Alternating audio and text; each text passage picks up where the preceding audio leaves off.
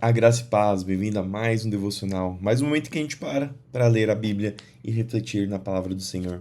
Vamos começar com uma oração? Senhor, obrigado por mais essa oportunidade de ler a tua palavra, que o Senhor continue nos abençoando, guiando e nos dando entendimento daquilo que o Senhor tem para as nossas vidas.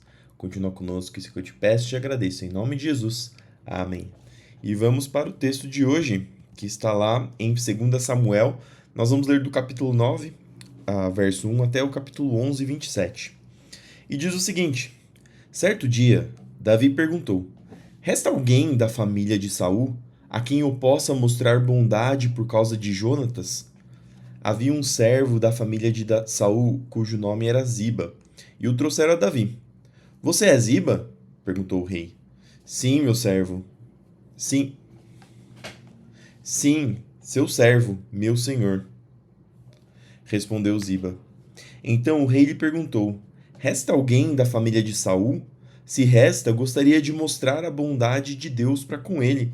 Olha que interessante. Davi estava sempre preocupado em construir, em retribuir, em dar. Davi se preocupou em fazer a casa do Senhor, se preocupou que o povo estava adorando em tendas enquanto ele tinha um palácio. Se preocupou em demonstrar a bondade para a família de Jonatas. Então, Davi estava sempre se preocupando em não dever nada a ninguém, sempre retribuir o bem com o bem. Um dos filhos de Jonatas ainda está vivo, respondeu Ziba. Ele é aleijado dos 2 pés. Onde ele está? Perguntou o rei. Ziba respondeu: Em Lodebar, na casa de Maquir, filho de Amiel. Então Davi mandou buscá-lo na casa de Maquir. Seu nome era Mefibosete, filho de Jonatas, filho de Saul. Quando compareceu diante de Davi, curvou-se com o rosto no chão. Davi disse: Saudações, Mefibosete. Mefibosete respondeu: Aqui está seu servo, meu senhor. Não tenha medo, disse Davi. Quero mostrar bondade a você por causa de Jonatas, seu pai. Vou lhe dar todas as terras que pertenciam a seu avô Saul, e você comerá sempre aqui comigo, à mesa do rei. Mefibosete se prostrou e disse: Quem é seu servo, para que o Senhor mostre bondade a alguém como eu, que não vale mais do que um cão morto? Então o rei mandou chamar Ziba, servo de Saul, e disse: Dê ao neto de seu senhor tudo o que pertencia a Saul e sua família. Você, seus filhos e servos cultivarão a terra para ele, a fim de produzir alimento para a casa de seu senhor. Mefibosete, neto de seu senhor, comerá sempre à minha mesa. Ziba tinha 15 filhos e 20 servos. Sou seu servo, respondeu Ziba. Farei tudo o que meu senhor, o rei, mandou. E daquele momento em diante, Mefibosete passou a comer à mesa de Davi, como se fosse um de seus filhos. Mefibosete tinha um filho ainda jovem chamado Mica. Daquele momento em diante, todos os membros da casa de Ziba se tornaram servos de Mefibosete. E Mefibosete, que era aleijado dos 2 pés, morava em Jerusalém e comia sempre à mesa do rei. Algum tempo depois, morreu Naás, rei dos Amonitas, e seu filho Hanum subiu ao trono. Davi disse: Vou demonstrar lealdade a Hanum, assim como seu pai, Naás, sempre foi leal a mim. Então Davi enviou representantes para expressar seu pesar a Hanum pela morte do pai dele. Mas quando os representantes de Davi chegaram à terra de Amon, os líderes amonitas disseram a Hanum, seu senhor: O rei acredita mesmo que esses homens estão aqui para honrar seu pai? Não. Davi os enviou aqui com o objetivo de espionar a cidade, para vir conquistá-la. Então Hanum prendeu os representantes de Davi e raspou metade da barba de cada um, cortou metade de suas roupas até as nádegas e os expulsou de sua terra. Quando Davi soube o que havia acontecido, enviou mensageiros ao encontro dos homens para que lhes dissessem: Fiquem em Jericó até que sua barba tenha crescido e voltem em seguida, pois estavam muito envergonhados. Quando os amonitas perceberam o quanto haviam enfurecido Davi, contrataram 20.000 soldados de infantaria dos sírios das terras de Bet-Reob e Zobá, 1.000 homens do rei de Maaca e 12.000 da terra de Tobi. Eles fizeram aí um exército gigantesco. Davi foi informado disso e enviou Joabe e todos os seus guerreiros para lutarem contra eles. As tropas amonitas avançaram e formaram sua frente de batalha à terra da cidade, enquanto os sírios de Zobá e Reobe e os homens de Tobi e Maaca se posicionaram para lutar nos campos abertos. Joabe viu que teria que lutar em duas frentes ao mesmo tempo. Por isso escolheu alguns dos melhores guerreiros de Israel e os pôs sobre seu comando pessoal para enfrentar os sírios. Deixou o restante do exército sob o comando de seu irmão Abissai, que atacou os amonitas. Joabe disse a seu irmão: Se os sírios forem fortes demais para mim, venha me ajudar. E se os amonitas forem fortes demais para você, eu irei ajudá-lo. Coragem, lutemos bravamente, pois nós por nosso povo e pelas cidades de nosso Senhor Deus, e que seja feita a vontade do Senhor. Joabe e suas tropas atacaram e os sírios começaram a fugir. Quando os amonitas viram que os sírios batiam em retirada, também fugiram de Absai e recuaram para dentro da cidade. Terminada a batalha, Joabe voltou para Jerusalém. Os sírios viram que não tinham como enfrentar Israel. Assim, ao se reagrupar, receberam o reforço de soldados sírios convocados por Hadad e Hadadezer, do outro lado do rio Eufrates. Essas tropas chegaram a Elã conduzidas por Sobaque, comandante das forças de Hadadezer. Quando Davi foi informado do que estava acontecendo, reuniu todo Israel, atravessou o Jordão e levou o exército até Elã. Os sírios se posicionaram para a batalha e lutaram contra Davi. Mais uma vez, porém, os sírios fugiram dos israelitas. O exército de Davi matou 700 homens em carros de guerra e 40.000 soldados de infantaria, incluindo Sobaque, comandante de seu exército. Quando todos os reis aliados de Hadadezer viram que ele havia sido derrotado pelos israelitas, renderam-se a Israel e se tornaram súditos de Davi. Depois disso, os sírios tiveram medo de voltar a ajudar os amonitas. E olha, tudo isso aconteceu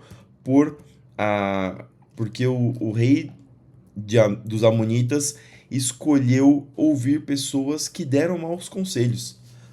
Porque Davi, apesar de realmente eles não saberem, ter essa possibilidade de Davi estar enviando homens para realmente espionar a terra deles, e nós aqui temos a compreensão de que não era essa a intenção, porque nós conhecemos Davi, nós conhecemos o que estava acontecendo, nós temos que se colocar, nós temos que entender que a nossa posição como leitores do texto é diferente da posição daquele que está vendo tudo acontecer.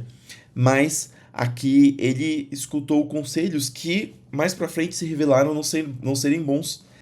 E eu não sei se eles poderiam ter tido algum outro modo de entender os intentos de Davi. O que Davi realmente queria, se Davi realmente queria honrar o que nós vemos que era o que ele queria honrar o filho do rei.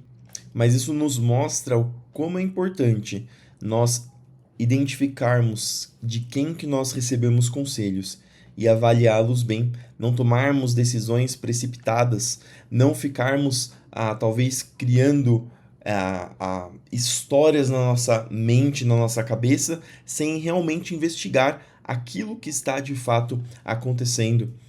Hanun, nesse caso, ele escolheu esse caminho.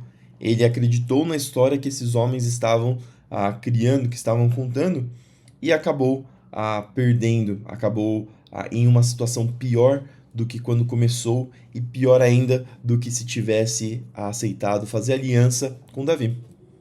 Capítulo 11. No começo do ano, época em que os reis costumavam ir à guerra, Davi enviou Joabe e as tropas israelitas para lutarem contra os amonitas. Eles destruíram o exército inimigo e cercaram a cidade de Rabá, mas Davi ficou em Jerusalém. Certa tarde, Davi se levantou da cama depois de seu descanso e foi caminhar pelo terraço do palácio. Enquanto olhava do terraço, reparou numa mulher muito bonita que tomava banho. Davi mandou alguém para descobrir quem era a mulher. Disseram: é Batseba, filho de Eliã e esposa de Urias, o hitita. Então Davi enviou mensageiros para que a trouxessem e teve relações com ela. Olha o pecado que Davi acabou cometendo. Davi, ele deixou de se preocupar com aquilo que era importante, com o reino, com as suas tarefas, com aquilo que construía e ficou no ócio, no descanso. E olha o que esse ócio, esse descanso produziram. Nós vamos ver a história inteira, mas aqui a gente já pode ver as coisas erradas que Davi começou a fazer porque ele parou de se preocupar com aquilo que realmente iria construir, com aquilo que realmente iria edificar. E isso é uma lição importante para a gente, para que a nossa mente esteja sempre preocupada com aquilo que pode edificar. Nós temos que estar. Existem algumas lições que são importantes e que a gente até fala todos os dias aqui, que nós devemos sempre estar preocupados com as nossas ações para que elas gloriem o Senhor, para que elas tragam honra para o Senhor, para que a gente sempre busque maneiras de honrar ao Senhor durante o nosso dia, de pregar o Evangelho. Por quê? Porque isso nos mantém afastado do pecado.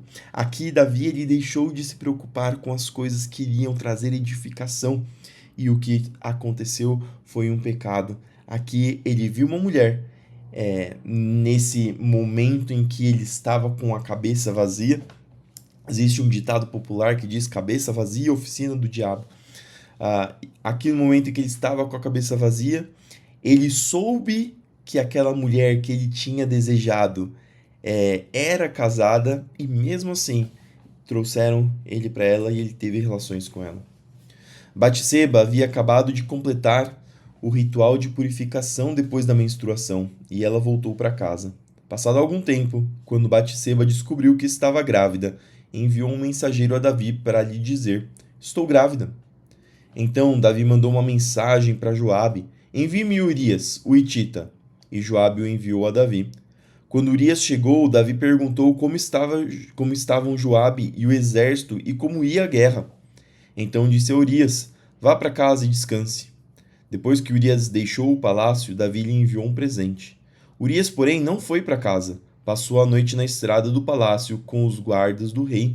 Aqui, não sei se vocês vão se lembrar, mas Davi e os homens dele, eles tinham cuidado. Davi e os seus exércitos, eles não mantinham relação enquanto eles estavam em batalha, enquanto eles estavam em campanha. Eles se preservavam, eles focavam totalmente. E aqui você vê que Urias era um homem que estava seguindo as orientações de Davi, que estava seguindo aquilo que Davi fazia, que lhe trazia vitória. Urias era um homem que era fiel a Davi, e Davi estava fazendo algo terrível para com ele. Quando Davi soube que Urias não tinha ido para casa, mandou chamá-lo e perguntou: o que aconteceu? Depois de ter ficado tanto tempo fora, por que você não foi para casa ontem à noite? Urias respondeu: a arca e os exércitos de Israel e de Judá estão em tendas, e Joabe, meu comandante, e seus soldados estão acampados ao ar livre. Como eu poderia ir para casa para beber, comer e dormir com minha mulher? Juro diante do rei que jamais faria uma coisa dessas. Olha a preocupação de Urias com os seus companheiros, essa preocupação coletiva, do coletivo. Então Davi lhe disse: pois bem, fique aqui hoje e amanhã poderá retornar. Urias ficou em Jerusalém aquele dia e o dia seguinte. Davi o convidou para jantar e o embriagou. Outra vez, porém, ele dormiu numa esteira com os guardas do rei e não foi para sua casa. Na manhã seguinte, Davi escreveu uma carta para Joabe e mandou Urias entregá-la. A carta continha a seguinte instrução: coloque Urias na linha de frente, onde o combate estiver mais intenso. Depois recue para que ele seja morto. Então Joabe colocou Urias numa posição próxima do muro da cidade, onde sabia que estavam os principais guerreiros do inimigo. Quando os soldados inimigos saíram da cidade para lutar, Urias, o hitita, foi morto junto com muitos outros soldados israelitas. E aqui, propositalmente, Davi tentando esconder o seu pecado, tentando esconder aquilo que ele tinha feito de errado. Ele fez duas coisas. Ele tentou esconder, fazendo com que Urias voltasse para casa e assim dormisse com sua esposa, e dessa forma o filho que ele tivesse seria enganadamente de Urias. Vendo que não conseguiu, então ele tentou de outra forma, mandando o Urias para morrer em batalha. Esse plano deu certo, então Urias morreu. Joabe enviou a Davi um relatório da batalha. Disse a seu mensageiro: Conte ao rei tudo o que aconteceu na batalha. Pode ser que ele fique irado e pergunte: Por que as tropas se aproximaram tanto da cidade? Não sabiam que atirariam contra eles do muro? Acaso Abimeleque, filho de Gideão, não foi morto em Tebes por uma mulher que atirou uma pedra de moinho do alto da muralha? Por que chegaram tão perto dos muros? Então diga-lhe: seu soldado Urias, o hitita, também foi morto. O mensageiro foi a Jerusalém e deu um relatório completo a Davi. O inimigo saiu contra nós em campo aberto, disse o mensageiro. Quando os perseguimos de volta até o portão da cidade, os arqueiros no alto do muro atiraram flechas contra nós. Alguns dos homens do rei foram mortos, entre eles estava Urias, o hitita. Davi respondeu: Diga a Joabe que não desanime, a espada devora esta noite e aquele amanhã. Lutem bravamente e conquistem a cidade. A espada devora este hoje e aquele amanhã. Lutem bravamente e conquistem a cidade. Quando a esposa de Urias soube que seu marido havia morrido, chorou por ele. Terminando o período de luto, Davi mandou trazê-la para o palácio. Ela se tornou uma de suas esposas e deu à luz um filho. Mas o que Davi fez desagradou o Senhor. Olha que interessante. Joabe sabia que talvez Davi pudesse ficar irado, porque aquilo que eles fizeram foi descuidado. Não fazia parte da estratégia. Davi era um estrategista, Davi já tinha ganho muitas batalhas. E aqui Joabe, também uma pessoa experiente em batalha, soube que aquilo que eles tinham feito era estranho, porque eles não se aproximariam de uma muralha. Isso era contra as estratégias de guerra que eles tinham. Mas eles fizeram isso justamente por conta de Urias. E por conta de Urias, outras pessoas também morreram porque eles utilizaram uma estratégia que eles sabiam que não era boa para isso acontecer. Que pecado terrível que Davi trouxe. Além de pecar, ele acabou matando pessoas que eram inocentes nesse processo. João 15, do 1 ao 27. Eu sou a videira verdadeira, e meu pai é o lavrador. Todo ramo que, estando em mim, não dá fruto, ele corta. Todo ramo que dá fruto, ele poda, para que produza ainda mais.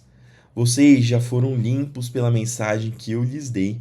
Permaneçam em mim e eu permanecerei em vocês, pois assim como um ramo não pode produzir fruto se não estiver na videira, vocês também não poderão produzir frutos a menos que permaneçam em mim. Sim, eu sou a videira, vocês são os ramos. Quem permanece em mim e eu nele produz muito fruto, pois sem mim vocês não podem fazer coisa alguma. Quem não permanece em mim é jogado fora, como um ramo imprestável e seca. Esses ramos são juntados num monte para serem queimados. Mas se vocês permanecerem em mim e minhas palavras permanecerem em vocês, pedirão o que quiserem e isso lhes será concedido. Quando vocês produzirem muitos frutos, quando vocês produzem muitos frutos, trazem grande glória a meu Pai e demonstram que são meus discípulos de verdade. Aqui Jesus utilizou uma parábola, uma analogia, justamente para explicar uma verdade do céu. Aquele que está em Deus verdadeiramente é como um ramo que se liga ao ramo principal e produz os nutrientes acabam vindo do ramo principal até esses ramos e fazem com que esses ramos produzam fruto. É natural, aquele que está verdadeiramente em Cristo é natural que eles produzam frutos. E a Bíblia aqui está dizendo que o Senhor poda esses ramos de forma que eles fiquem mais fortes, de modo que eles produzam cada vez mais. Entretanto, aqueles que não estão no Senhor, aqueles que até podem dizer eu sou do Senhor, mas não são verdadeiramente ligados a Ele, Deus os corta e joga ao fogo. E aquele dizem que a nossa missão e aquilo que nós podemos fazer que agrada ao Senhor é produzir muitos frutos. Quando vocês produzem muitos frutos, trazem grande glória a meu Pai e demonstram que são meus discípulos de verdade. Você é discípulo de Jesus? Como que são os seus frutos? Como que você está agindo na sociedade, nas pessoas que estão ao seu redor? Como que estão os seus devocionais? Nós sabemos se nós somos discípulos de verdade quando nós produzimos frutos, porque é natural para uma pessoa que está ligada na videira verdadeira produzir frutos. Eu os amei como o Pai me amou. Permaneçam no meu amor. Quando vocês obedecem a meus mandamentos, permanecem no meu amor, assim como eu obedeço aos mandamentos de meu Pai e permaneço no amor dele. Eu lhes disse estas coisas para que fiquem repletos de minha alegria. Sim, a alegria transbordará. Este é o meu mandamento. Amem uns aos outros como eu amo vocês. Não existe amor maior do que dar a vida por seus amigos. Vocês serão meus amigos se fizerem o que eu ordeno. Já não os chamo de escravos, pois o Senhor não faz confidências a seus escravos. Agora vocês são meus amigos, pois eu lhes disse tudo o que o Pai me disse. Vocês não me escolheram, eu os escolhi. Eu os chamei para irem e produzirem frutos duradouros, para que o Pai lhes dê tudo o que pedirem em meu nome. Este é meu mandamento: amem uns aos outros. Se o mundo os odeia, lembrem-se de que primeiro odiou a mim. O mundo os amaria se pertencesse a ele, mas vocês já não fazem mais parte do mundo. Eu os escolhi para que não mais pertençam ao mundo, e por isso o mundo os odeia. Vocês se lembram do que eu lhes disse? O escravo não é maior do que o seu senhor. Uma vez que eles me perseguiram, também os perseguirão. E se obedeceram à minha palavra, também obedecerão à sua. Farão tudo isso a vocês por minha causa, pois rejeitaram aquele que me enviou. Eles não seriam culpados se eu não tivesse vindo nem lhes falado. Agora, porém, não tem desculpa por seu pecado. Quem me odeia também odeia meu Pai. Se eu não tivesse realizado no meio deles sinais que ninguém mais pode realizar, eles não seriam culpados. E aqui Jesus dizendo que um dos sinais, na verdade, uma das provas de que ele era o Filho de Deus enviado por Deus, foram todos os sinais que ele realizou. Ele falou que ele fez tantos sinais que ninguém mais poderia realizar, e isso era uma prova de que ele era o Filho de Deus, tanto que os discípulos de Jesus, depois de terem andado com ele, mesmo sendo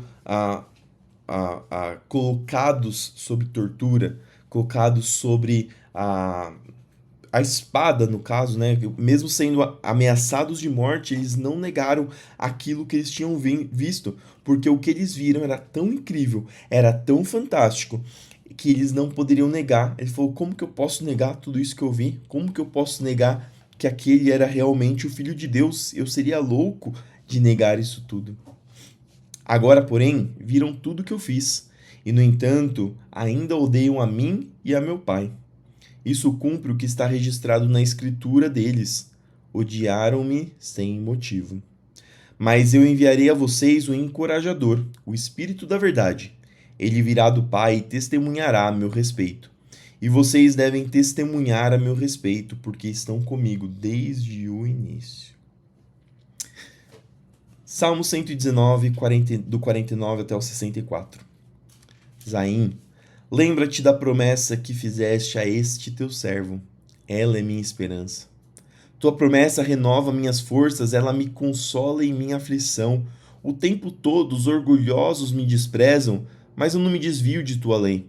Medito em teus estatutos tão antigos, ó Senhor, eles me consolam. Fico furioso com os perversos, pois eles rejeitam tua lei. Teus decretos são o tema de minhas canções, na casa onde tenho vivido. À noite, penso em quem tu és, Senhor. Portanto, obedeço a tua lei. Assim passo meus dias, obedecendo às tuas ordens. Senhor, tu és minha herança. Prometo obedecer às tuas palavras. Busco o teu favor de todo o coração. Tem misericórdia de mim, como prometeste. Refleti sobre o rumo de minha vida e resolvi seguir teus preceitos. Eu me apressarei e, sem demora, obedecerei teus mandamentos. Os perversos tentam me arrastar, mas não me esquecerei de tua lei. Levanto-me à meia-noite para te dar graças por teus justos estatutos. Sou amigo de todos que te temem, dos que obedecem às tuas ordens. Ó Senhor, teu amor enche a terra, ensina-me teus decretos. Que amor que Davi tinha pelos decretos do Senhor. E ele diz, como nós acabamos de ler, que a promessa do Senhor era o que mantinha ele firme. Ele se lembrava das promessas e nos tempos de aflição ele tinha forças para continuar. Que nós também lembremos sempre das promessas que o Senhor tem para as nossas vidas, para que mesmo quando vierem as tempestades, nós possamos ter força para continuar seguindo em frente. Provérbios 16, do 1 ao 3. É da natureza humana fazer planos, mas a resposta certa vem do Senhor. Ainda que as pessoas se considerem puras, o Senhor examina as intenções de cada um. Confie no Senhor em tudo que você faz e seus planos serão bem-sucedidos. Confie no Senhor, confie ao Senhor tudo o que você faz e os seus planos serão bem-sucedidos. Aqui ele dá a dica de ouro para que tudo na nossa vida vá bem. E eu não estou dizendo que nós nunca teremos aflição, que nós nunca passaremos por dificuldades, por problemas, mesmo seguindo ao Senhor. O Senhor mesmo disse que na vida nós teríamos aflições, mas as promessas do Senhor sempre são para as nossas vidas, e o Senhor sempre faz nas nossas vidas aquilo que vai ser o melhor para as nossas vidas, mesmo que no momento a gente não entenda, mesmo que no momento pareça que nós fomos abandonados, que as coisas não estão acontecendo como deveriam. Ainda assim, tudo é uma experiência ou um passo necessário para que nós possamos atingir aquilo que o Senhor tem para as nossas vidas. Confie ao Senhor tudo que você faz e os seus planos serão bem-sucedidos. E essas foram as palavras que nós tínhamos para hoje. Espero que elas entrem no seu coração, que façam morada na sua vida. Senhor, obrigado por mais esse dia, obrigado por mais essa oportunidade de aprender de Ti. Que essas palavras entrem em nossos corações e façam morada para que frutifiquem, para que nós possamos dar frutos, Senhor, por essas palavras, por meio dessas palavras, para que as nossas vidas sejam transformadas dia após dia, conforme nós conhecemos mais o Senhor. Abençoa o nosso dia para que tudo que nós fizermos seja guiado por Ti, seja no nosso trabalho, nos nossos estudos, seja nos nossos afazeres em casa ou fora de casa, para que o Senhor sempre nos proteja, nos guarde e nos abençoe. Senhor, abençoa os que estão doentes, os que estão enfermos, os que estão em recuperação, para que o Senhor continue estendendo a sua mão, continue trazendo saúde, continue trazendo vigor, para que nós possamos continuar fazendo a Tua obra. Senhor, abençoa aqueles que estão passando por necessidade, para que o Senhor abra portas, para que o Senhor traga o sustento, para que o Senhor não desampare o Teu povo. Senhor, continue abençoando para que nós possamos lutar contra o pecado, para que nós possamos continuar, Senhor, alicerçados em Ti, e para que nós possamos seguir para o alvo, que é estar mais perto de Ti. É isso que eu te peço e te agradeço. Em nome de Jesus, amém. Que Deus te abençoe, que tudo que você fizer hoje prospere, e não se esqueça de fazer tudo para a glória do Senhor. Fique com Deus e até amanhã para mais um devocional.